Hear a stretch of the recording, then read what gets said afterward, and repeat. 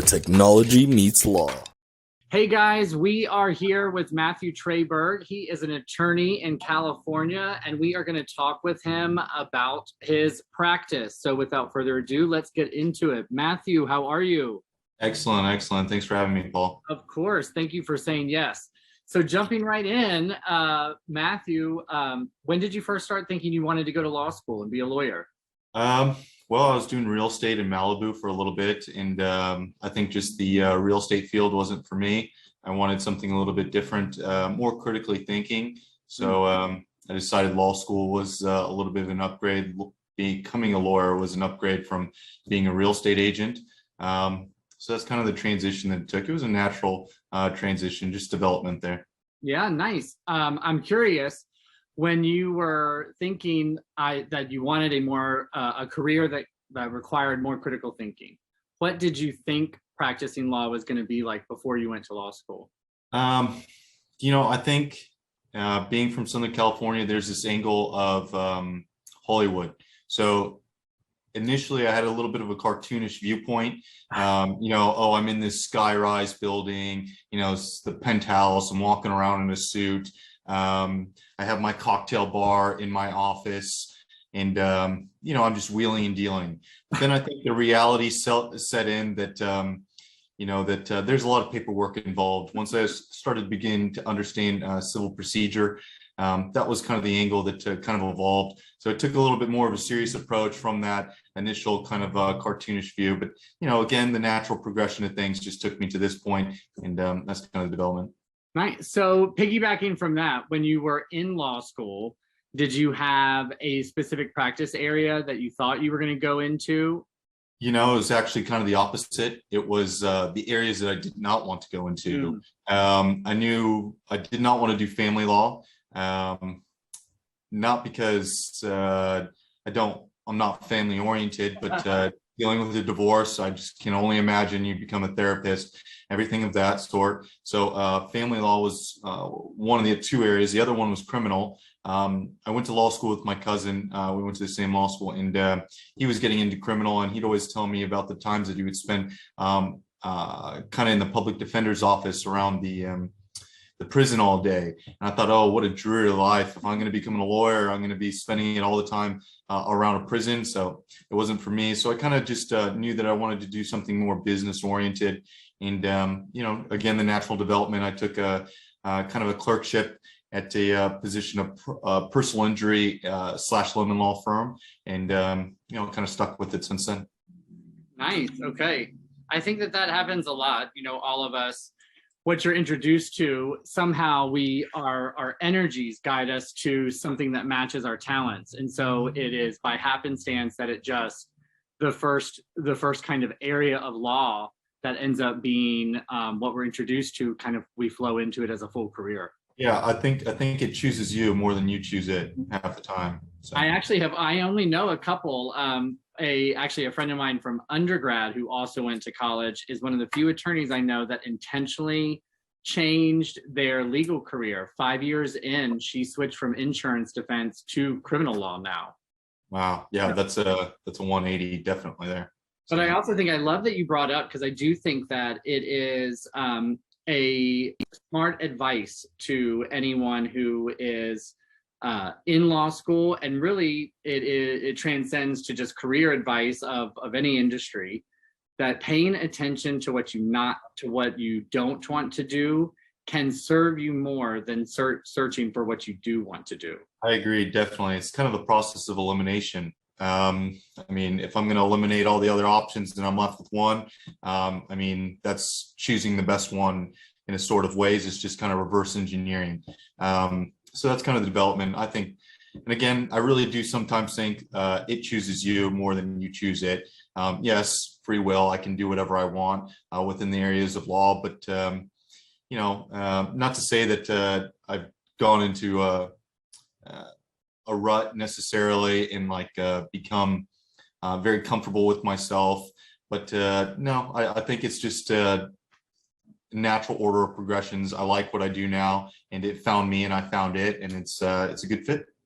Yeah, there's a book called The Big Leap by Gay Hendricks that he talks about. We have zones of incompetence, zone of competence, zones of excellence, and our zone of genius. And oftentimes I think our career probably will fall into when you get something, when you get good at it, and partly for all of the different factors. You know, you enjoy it, it's your skill set, you've honed it, it becomes a zone of excellence, and you can set it on cruise control, and most of the time it is very fulfilling. But it also, I think, loses maybe the challenge. It seems like is what I'm hearing from you. Yeah, I mean, there's a monotony of any kind of practice that you come into, and all of a sudden, a lot of the pleading work becomes templative. You build up so much of your practice already that it's a conveyor belt of sorts, and you become callous to a certain extent. All of a sudden, the issues that are particular to a client, they're not as big of an issue to you because, oh, I see this every day. I'm trying to steer myself away from that. I'm still an early attorney. I can imagine 30 years into the future, I'll probably have a much different mindset. But, you know, again, I think, you know, you describing those zones makes me feel like, you know, the right thing has picked me, and I've picked the right thing, and you know, it's a good fit, and I just feel very comfortable, and I feel like I'm producing a good service to people who deserve it as well. I love that. I love that, Matthew, and it is it's beautiful to hear someone that is aligned in their career that way. So, can you explain or expound on? You're saying that you found this career and it found you, and you're specifically talking about lemon law. So I guess back up, describe lemon law for us. You know. Yeah, definitely. So lemon law is kind of the shorthand term, the layman's terms for the Song-Beverly Consumer Warranty Act in the state of California. It basically is a consumer protection statute. So essentially anything that you purchase, we call it a widget, whether that be a motor vehicle, a jet ski, a refrigerator, even a television of the sorts, comes with a warranty. So the warranty must conform to, or the product must conform to the manufacturer's warranty. And should it not, you know, that's where a consumer protection issue arises. And I come in to ensure that the manufacturers, designers, and engineers provide a product that conforms to warranty, but also isn't necessarily rushed out, meaning that they don't just money grab.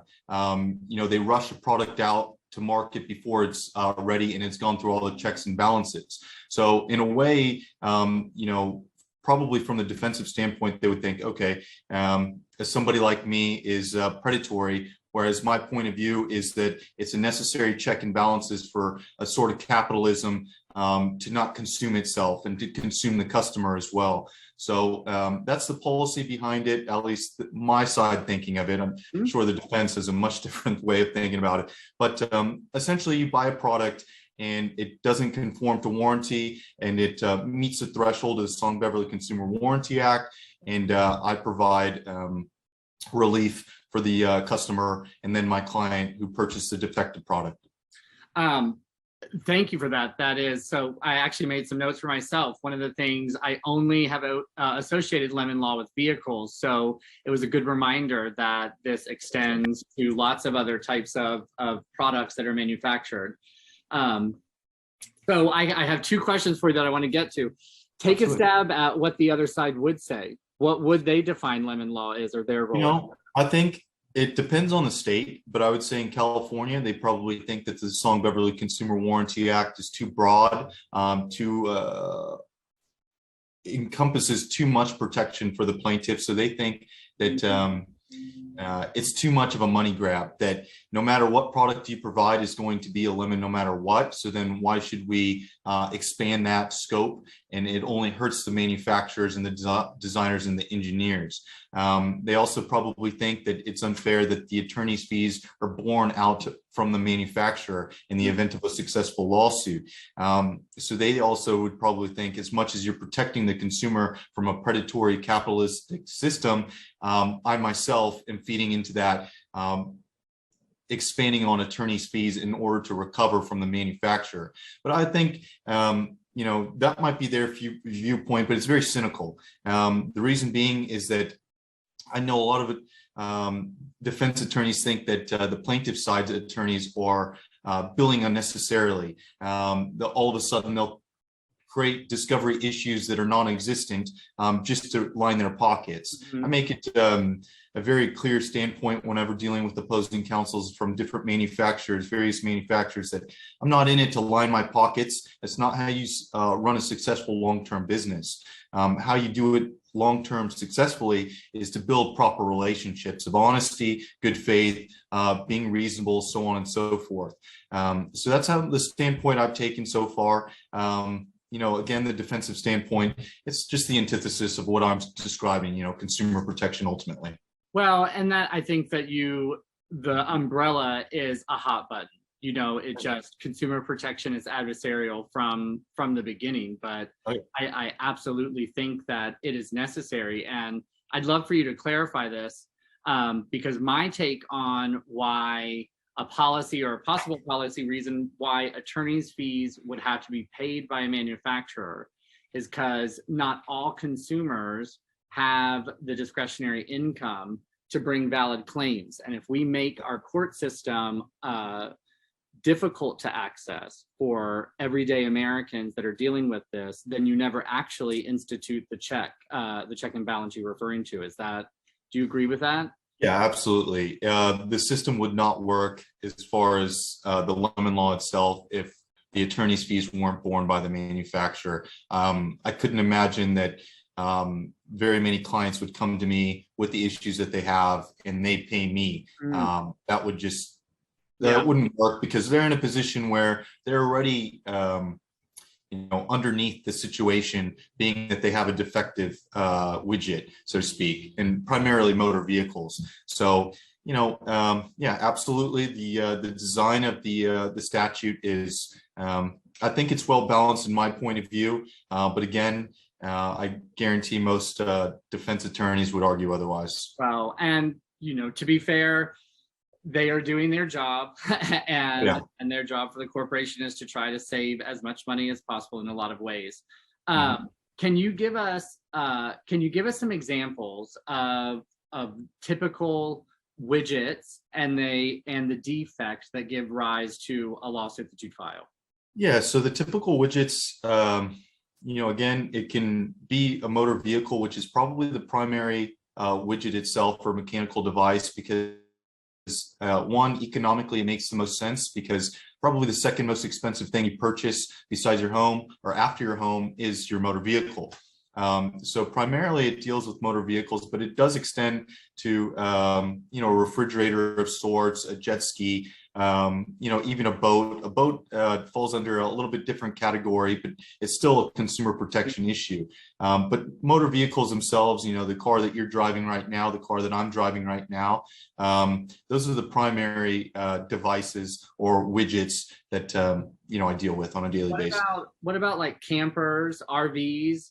RVs definitely count. A couple lawsuits that I'm involved with right now are RV centric, but it isn't necessarily a fine line whether it's that domicile or not. It's the actual movement to the vehicle, then it all of a sudden falls into consumer protection issue rather than a homestead issue. And so understood that. So like on a vehicle, does that mean the engine, it has to be brand new? Does the engine have to break 5 times? Where's kind of some generality that if you're listening, how do you know that you have just, a defect or a defect that gives rise to an actual lawsuit? So the Song-Beverly Consumer Warranty Act, there's a portion of it that says a reasonable amount of repair attempts. It's vague and it's obtuse specifically because it's meant for a case-by-case basis. So whereas a substantial defect of a vehicle can be the transmission, hesitating, lacking acceleration. It's a very common issue. Would only maybe require 2 to 3 repair visits should the issues be verified and duplicated. Something whereas a electrical, maybe an infotainment issue, the Bluetooth is not connecting properly, requires somewhere between 3 and 5 of course, depending on the repair visits themselves, or the repair orders, the critical piece of evidence, the piece of paper that you receive when you pick up your vehicle.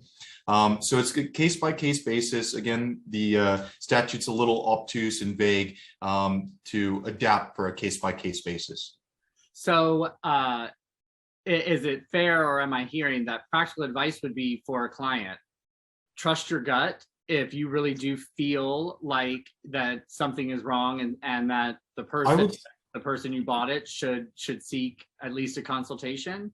Yes, I would say after the second visit, or even the first visit, if after the first visit your vehicle is still manifesting the issues, to just seek consultation. It's free. It takes no more than 10 minutes. If you send your repair order, I can give you the correct guidelines and build a roadmap in the event that the vehicle does not conform to warranty. Should you have to go towards the recovery process under the lemon law, I think it's better to build it from the forefront properly, rather than wait until you have 4 repair visits and then come seek an attorney's advice.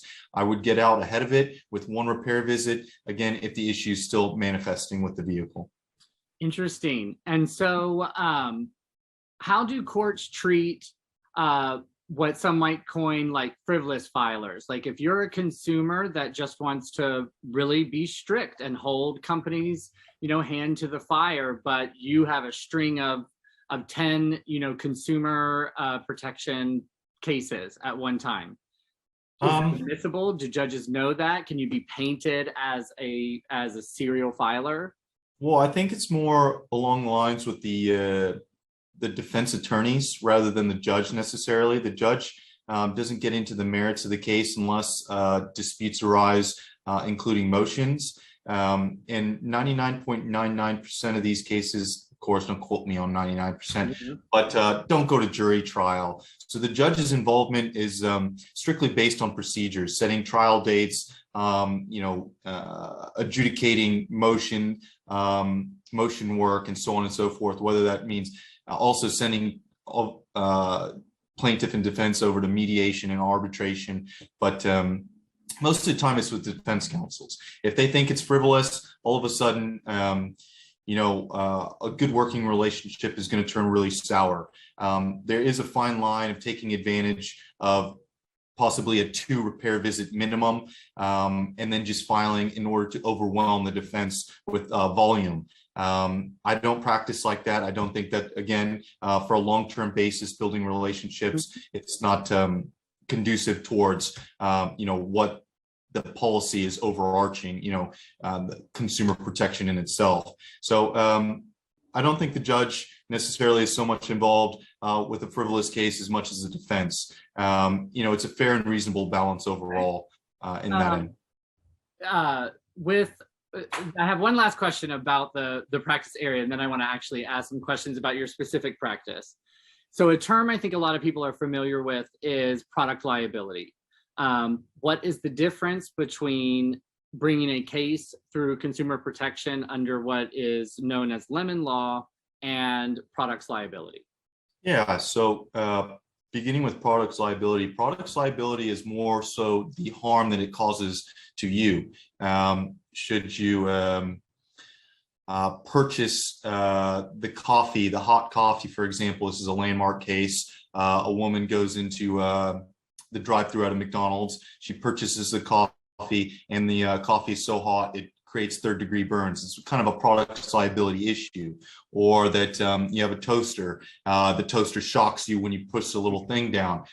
That's harm caused to you, bodily damage. Whereas consumer protection is the damage is to the product itself, is what you're seeking towards. So is there a little bit of crossover that's possible? Yes, but most of the time it's individualized. It's not. But yeah, it's possible that they can have a crossover, but it's distinct in where the harm is to the actual widget itself versus the person itself. Absolutely. Product liability, person, consumer protection, item, widget. I see that. So talk to us now with your practice. What's the infrastructure of, do you have multiple attorneys working under you, paralegals? How big is your firm? Yeah, so sole practitioner, just myself as an attorney. With LegalSoft Solutions, we have a couple virtual assistants that process intake, very helpful there. And then we have a case manager as well, who kind of is the next step into the development of intake. So in total, we have 3. We have also an intake manager, so 4 support staff, and then myself. And that's kind of the practice, our office itself. So Matt, you are a young guy and you have obviously a very clear understanding of intake case acquisition, which is a huge trend, and it's difficult for a lot of lawyers. What have you found about your intake process and the use of virtual assistants to be most impactful? I would say a case manager who's able to adapt to their needs in the moment, because there's a lot of issues that arise that are unique to each individual who calls in a lead necessarily. So they do communicate frequently saying, I have this so-and-so case. But if you were to find a case manager who you necessarily trust to relieve you of the day-to-day activities and micromanaging the virtual assistants, I think it plays out tremendously. All of a sudden now, myself, I'm not necessarily involved in intake itself. The case manager develops a case into a summary, and then I receive the summary, and then I can reach out to the lead or the client at that point. Otherwise, the lead intake specialist, they deal with it A to Z, then it kind of upgrades into the case manager and then myself. But I think it's just necessarily trusting the system and building it right to where they have the proper training, and you can trust them with a phone call without kind of devolving the conversation and the intake process itself. And trusting the system, correct me if I'm wrong, but you worked with LegalSoft Solution to actually set up the foundational aspects of your firm. Is that true? Yeah, from start to finish. We completely started this or created this firm from scratch with no virtual assistants, no case manager, just myself and the LegalSoft Solution staff. And we created it, head to toe into what it is today. And, after about, I think about 15 months we're running at right now, it's pretty successful. It's self-sustaining. With the support staff of LegalSoft, and the development of the virtual assistants, it's worked out tremendously. I have watched it as I have joined the team, and so you definitely are running a smooth, successful, profit-driven, client-focused firm. So not many can say that. So you definitely should be proud.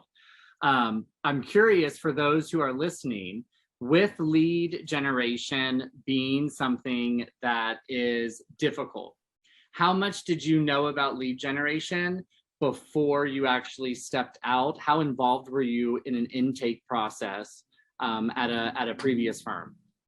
At a previous firm, not so much. I wasn't necessarily involved in the intake process, but I was aware of how it necessarily worked. There's an old school process of sending out letters to potential leads. And then there's also just the viral marketing standpoint of, I have a reputation built and this person has talked to this person and I heard from you, or so on and so forth. And that's why I'm contacting you today. But in order to build it from scratch, I think there's a tremendous amount of barriers of entry. Marketing a brand new firm in a competitive market itself is very difficult. So I think advertising all of a sudden becomes tantamount to the beginning stages, obviously, of developing a firm, because without clients, there is no firm, or just the skeletons of which. As far as me not knowing it, again, it was just a natural progression. I knew what qualified, and without virtual assistants, I myself handled the intake early on, and then obviously just developed it from there. So this is going to be a two-part question because you brought it up. What was, in terms of the intake part and the marketing aspect, what was your most surprising experience, whether you can tell that in a story or, an example about what you learned from LegalSoft in implementing that? Yeah. So as we both know, social media is king in advertising right now. And myself personally, I haven't had social media on essentially any platform, bar LinkedIn, maybe since 2009. Oh, wow. Yeah, I'm just I guess that type of person. There's very few of me around, but I mean there is. It is. You You know, don't want me to see your lunch. yeah. So I had there was a learning curve, especially because the campaigns for advertising themselves are primarily based on social media. So I would see the campaigns and we would make adjustments to them, but I don't know necessarily exactly how they're posted. And I can't keep track of that myself because, there's a tremendous amount of work involved elsewhere as well. So LegalSoft Solution supplemented that angle and they still continue to do so tremendously. And they provided the support necessary to where I still don't have to have any kind of social media presence if they're taking care of it on that end. And how many hours a week with using LegalSoft's lead system? How many hours a week are you having to touch that, and to manage that part of your practice? I would say very minimal, somewhere between maybe 1 to 4, if wow. even that. If even that, because it's just my own general curiosity to see what the campaign looks like, to see what the advertisements that are going out, what they do look like. If I can make adjustments, I'll make the any kind of adjustments that I feel like are necessary. I am involved in doing it. I do see what's posted. I'm CC'd on all the emails. Whether or not I take the specific amount of time also depends on the workload that I have elsewhere. But, it's to the degree that you're interested in order to develop it. But myself personally, I feel like it has been run so well through LegalSoft that I haven't had to put so much time into it. So. And switching to your VAs, as you implemented them into the intake process, and everyone, I'm curious, is one of the known big advantages of hiring virtual assistants is the reduction in overhead costs, that there's just an immediate saving. What has been something else that you have found surprising about using virtual assistants, breaking away from the traditional understanding that you need to hire legal assistants or paralegals? I would say virtual assistants, I think probably the greatest stigmatism towards them is that versus an office worker is the communication aspect. But I think once you build a good foundation of a training system, that their intake and their critical thinking is right on par. Yes, the major advantage is economical. That's without a doubt at the forefront of the virtual assistant thought process in the very beginning. But I think besides that advantage, I think it's really parallel with just any kind of office worker anyways. But there's also the aspect of kind of a geographical upbringing as well. I'll give this because in my own experience, I feel like it's necessary to share. One of our virtual assistants is in Manila, and she has a tremendous background. And I know that she's very motivated to work because, in her area, there isn't necessarily other parallel jobs that can pay her as much as necessarily we do. So it gives her an extra incentive to work hard. So a lot of people, an office worker can become complacent through the monotony of a day. 3 o'clock rolls around and all of a sudden, my work product is slowed down tremendously. She's an absolute machine, and she's motivated because of the circumstances that she's in and she wants to get out of. Not to say that there aren't parallels with domestic workers as well, office workers, but I do get that sense from the virtual assistants. They're very adamant in their energy and service performance. And, so I think that's an extra edge besides the obvious economical advantage. Yeah, thank you, Matt. That is, it's amazing and beautiful to remember that culture is going to shape the drivers and the motivations, and that we have a segment of our workforce that modern luxuries, modern conveniences, and the difficulties of their own life can make it difficult, and it shows up at the workplace, and I'm sure in some level for all. So that's great for your firm, and her hard work is sustained, which means that you're building a great team. So I'd love for you to share some examples of how you do create team and unity when you are completely virtual. Yeah, so we have our occasional Zoom meetings as a team. We communicate frequently. through GChat. I know there's other platforms, so it's whatever you're necessarily comfortable with. But we have a good communication system. We have a good incentive program, so everybody's motivated to work. We just get along because it's a professional atmosphere. I fully understand that day-to-day activities, personal issues arise. Bring them to me, we discuss it, as any other professional would within the business atmosphere. But we all have an understanding, because it's such a professional atmosphere itself, being in a law office in particular, that it's performance based, and we're here for a reason. Work is work necessarily, and it's cohesive in that nature. Well, it's interesting that you say that. So it is almost that team and culture in this traditional sense of what we read about a lot of American companies having to invest a lot of money into, a chief people officer, that a virtual law firm almost removes big elements of that and allows it to be solely professional about delegating work, and the team just moving towards this common goal. Which I'm hearing from you is that, I guess, if that matches a personality, because it seems like you all get to the office, focus on work, to go do life. Yeah, I suppose it removes the office drama. So in the TV show Suits, everybody's walking around with all their office drama. Obviously, there's none of that, because all our communication is strictly business, unless a personal issue arises, of course. And I think that those are intangibles that people don't realize are a big part of virtual assistants. I'm curious to know, just because a lot of our listeners will be, they'll remember call centers of the 90s when hiring offshore workers was a disaster in a lot of ways. What is your experience now? Is it the same? Should people be thinking about offshore workers in that same way? And how has your experience been in training them? I definitely wouldn't think of it like that. I think that's, a little bit of a dogma and a stigma into thinking that, the 80s is transition. We've all gone through the process of COVID and being locked down and working remotely. I think we should feel comfortable with that adaptation. So it doesn't have to be like that. It's very professional. Now, all of a sudden, technology 30 years later or 40 years later, somewhere around that edge, is much more efficient in the communication process as well.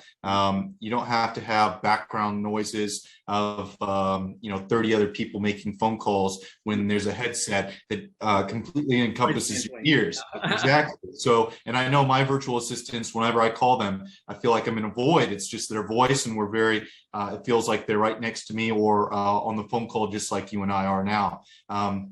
So I think the technological development has also improved it to where, it isn't like that anymore. It really isn't. And, we gotta adapt to the times, because virtual systems are the reality that we live in, whether we like it or not. And so expanding on that, Matt, what is some of your, give us three of your favorite technologies that you use in your law firm?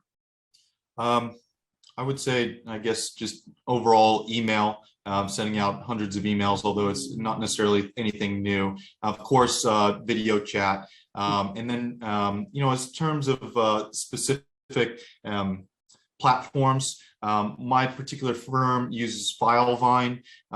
It's very efficient. There's ways to share documents and log and summarize cases, and it's all in one heading, obviously under the case name, and it's shared across the screen. It's almost like an iCloud between my staff. So I would think that one in particular, but of course, just any person's natural development with technology, FaceTime, so on and so forth.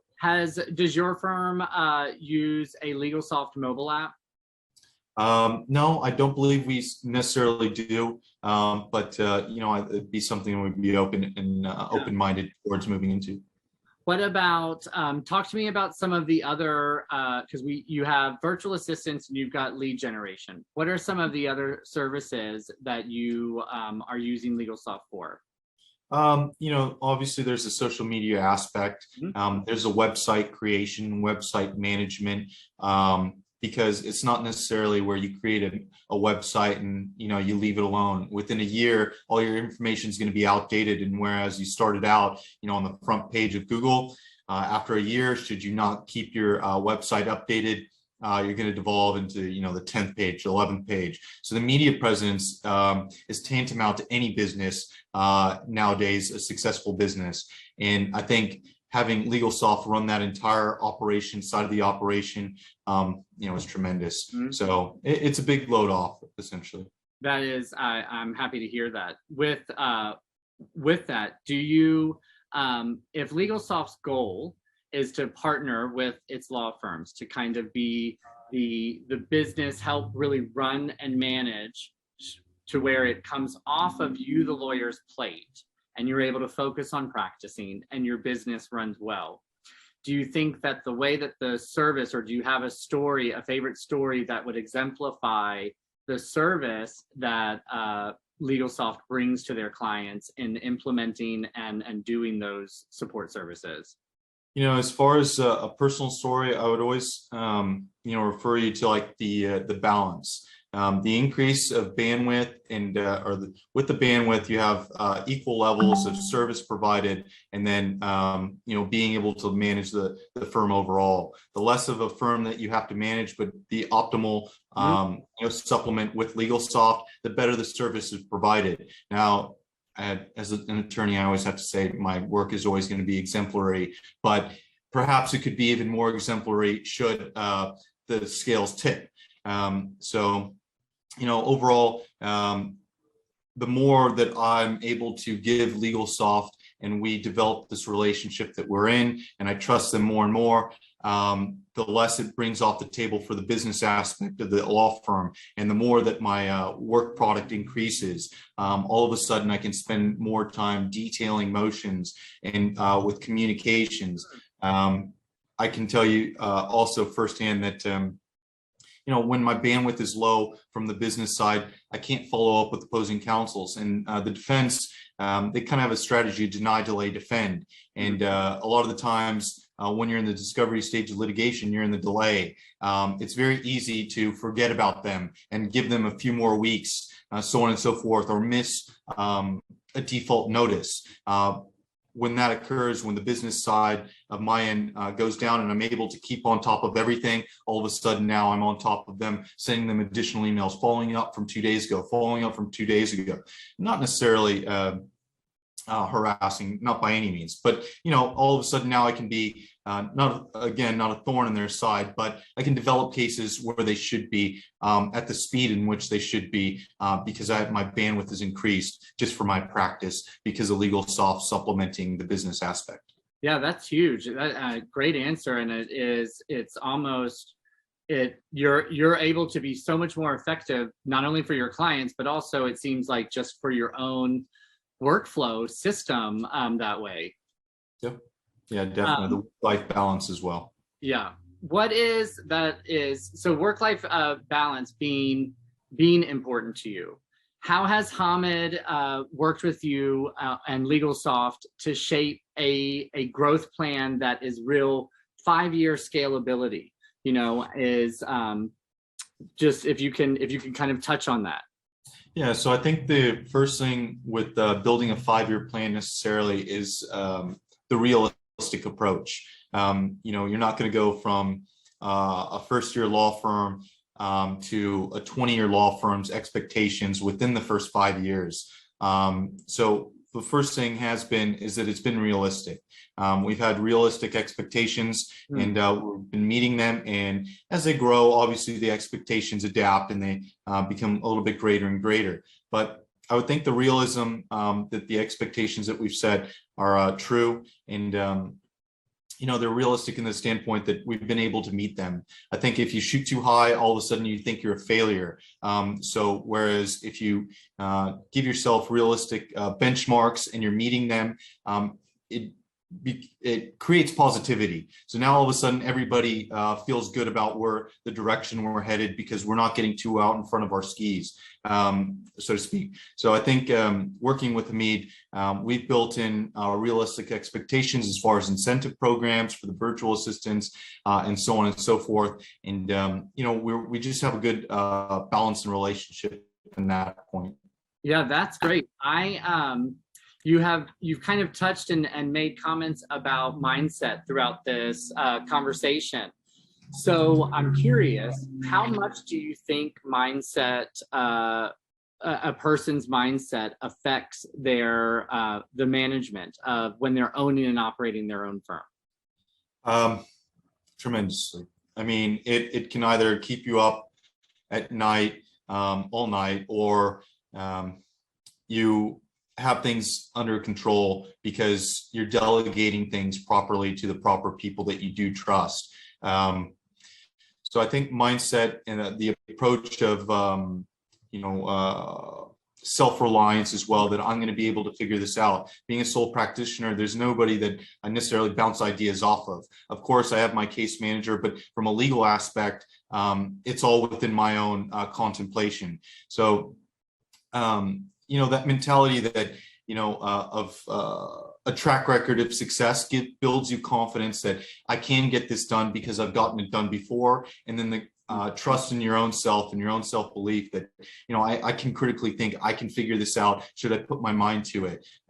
So I think a positive attitude, again, this also circles back to the benchmarks of success. I have had this much success so far because I've trusted myself and my own abilities. And I haven't gotten out in front of my skis because I'm not setting too lofty goals. So if you set yourself within that parameter, you're building yourself up with confidence and developing confidence that, yes, any issue that arises, I can get this done. I have the willpower and the belief in myself that I can get this done because I always get it done kind of idea. So that mentality has suited me perfectly so far. And, I think any attorney is going to make mistakes along the way. It's impossible not to. Right.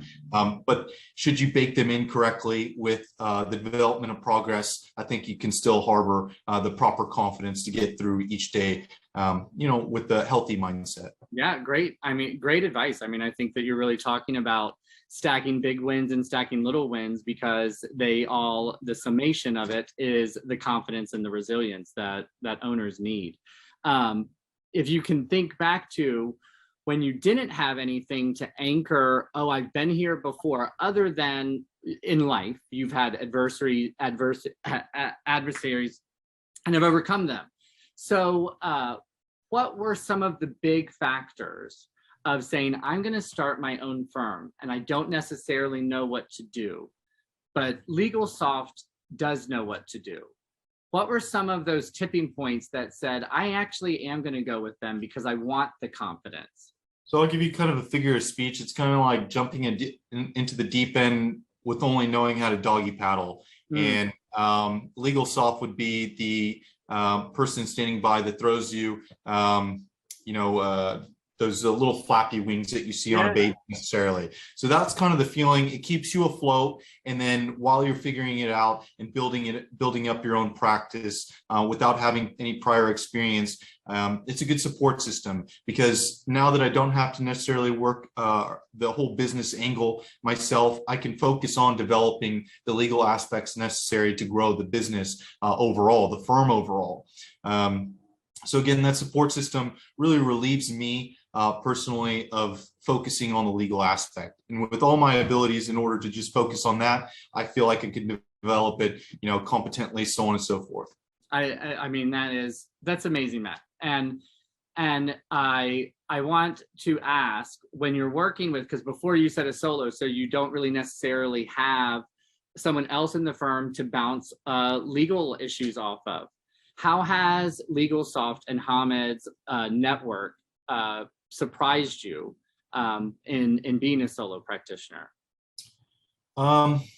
It's given me the confidence again because I have the bandwidth to focus on the legal issues that I don't necessarily need to bounce ideas off of. There has been a learning curve in the beginning, just like there is with beginning anything new. There has been a learning curve, but it's a quick adaptation, a quick development. And it isn't necessarily as if I don't talk to any other attorneys. I do have friends, believe it or not. But and I got you, Paul. Yeah.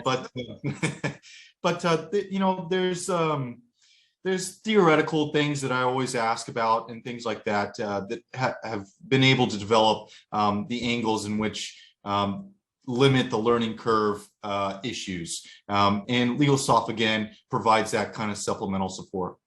Well, I think I think that's great, and I am pleased and happy, and I know that we all are, that you feel that way and that our continued relationship is strong. You do strike me as a person that does like to really figure it out, roll your sleeves up, do the hard work. And so what I hear is the use of LegalSoft support services have allowed you the educational time to really hone your legal craft, which is a perspective I didn't really think about or consider.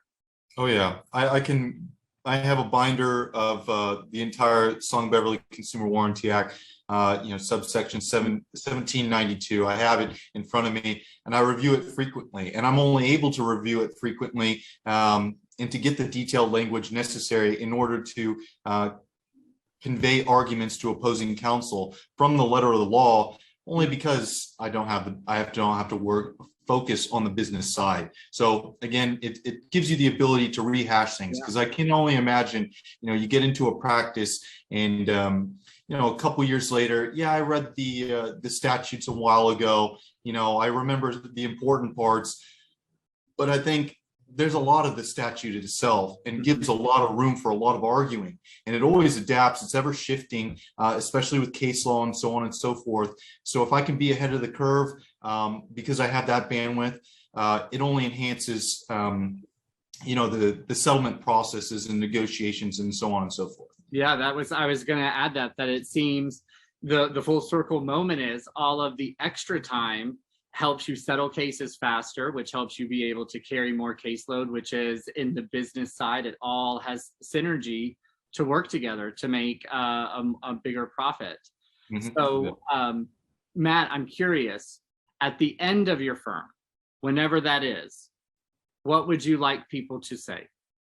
That we started a successful operation from complete scratch, that we figured it out early on, and that it was profitable, everybody was well managed, and most importantly, that it was done in an ethical manner, a respectful manner, that even if you were to ask the opposing counsels that we've dealt with and my firm has dealt with, that they would say that, yes, Pacific Coast Lemon Law was very reputable. We had a very good working relationship with Matt and his support staff, and we're very happy with how we dealt with cases overall. I think that type of respect and that legacy is very important to me, which is why I implement kind of a morale and ethics is paramount to what I do, because long-term success is based on a reputation. If you build a reputation of self-respect, honesty, good faith, and being reasonable, it works for itself. All of a sudden now your business runs itself because you have a reputation that you can rely on, and when you deal with anybody.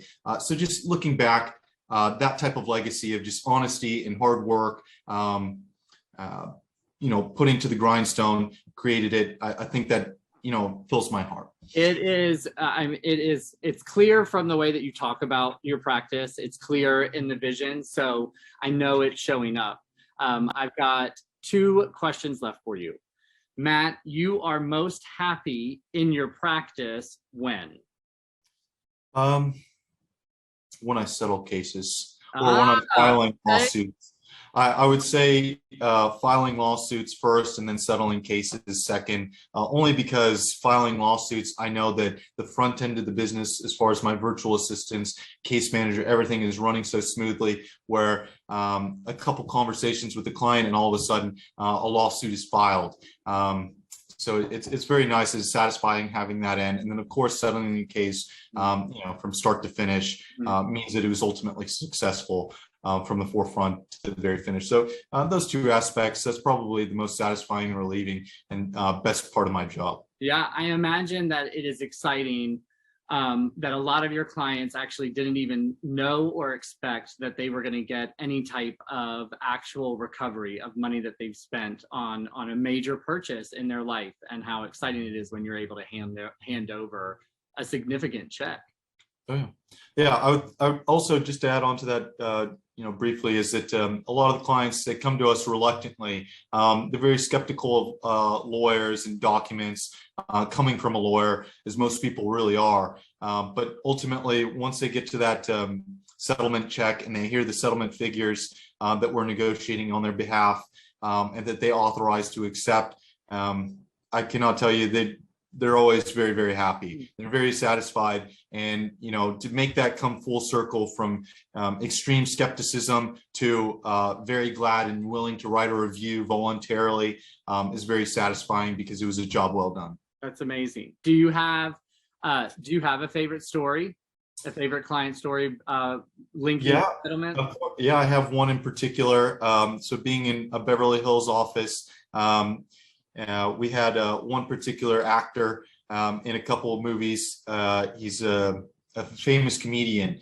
Mm-hmm. And so he had such charisma and such great personality. And we're dealing with the manufacturer. And it was just such a good success. And he had such a good mindset coming into it overall. And it was just very good to be able to get him the reward that was necessary in order to make him whole with his purchase.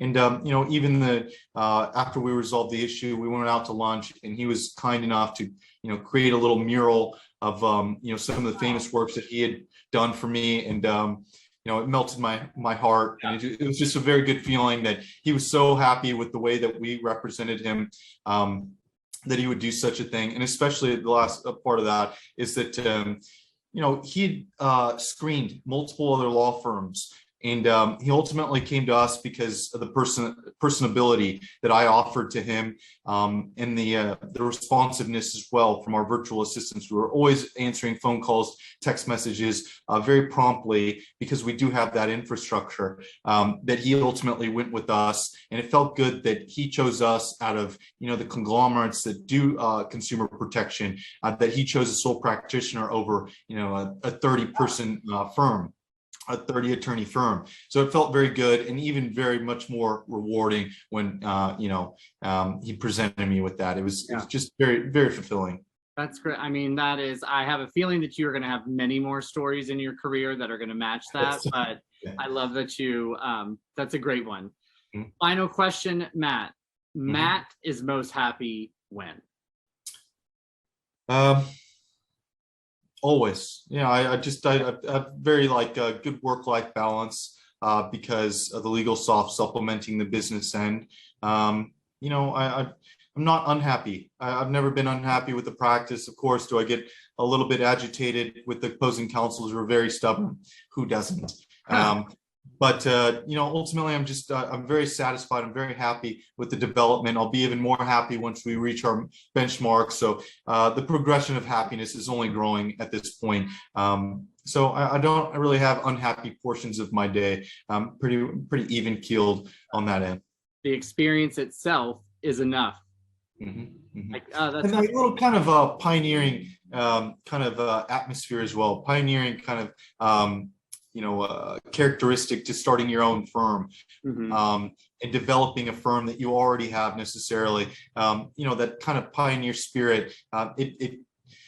it's very relieving, to carve your own little piece in the world. It makes me happy as well. That kind of aspect, it's very relieving because, being necessarily your own boss or managing your own firm, yes, you carry a lot of liability, but you have a lot of freedom and self-freedom in that aspect as well. So that fills my heart with joy as well. Yeah, thank you for that. And I know that a lot of people listening will get a lot of inspiration from that last answer specifically.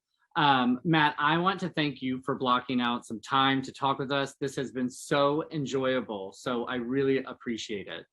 Thank you for having me. I'd love to do this again. It was really enjoyable. And I'm glad that we covered so many topics. And I feel good about it. It was a good thing to do. Oh, it was great. It was good. Thank you.